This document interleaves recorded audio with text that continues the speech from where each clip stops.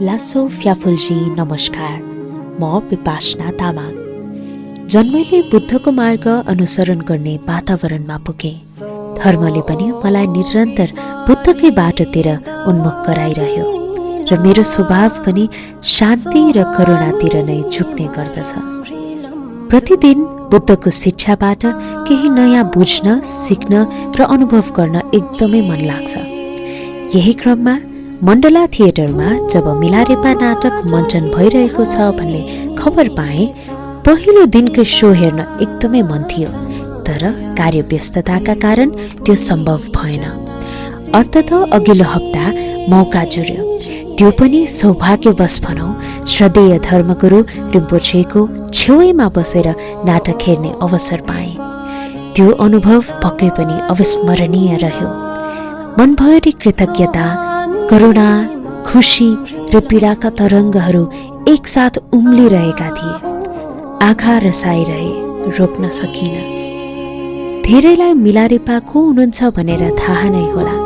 यदि थाहा छैन भने पनि उहाँ एक महान बोधिसत्व हुनुहुन्छ। उहाँको जीवन कथाले क्षमा, धैर्य र आध्यात्मिक रूपान्तरणको असाधारण शक्ति सिकाउने गर्दछ।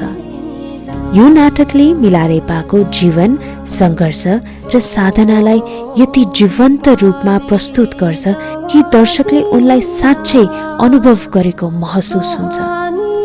सम्पूर्ण टिमलाई हार्दिक धन्यवाद। यस्तै प्रस्तुतिले गर्दाखेरि नै यति महत्त्वपूर्ण कथाहरू मानिसहरूको मन मस्तिष्कमा वर्षौंसम्म जीवन्त रहन पाउँछन्।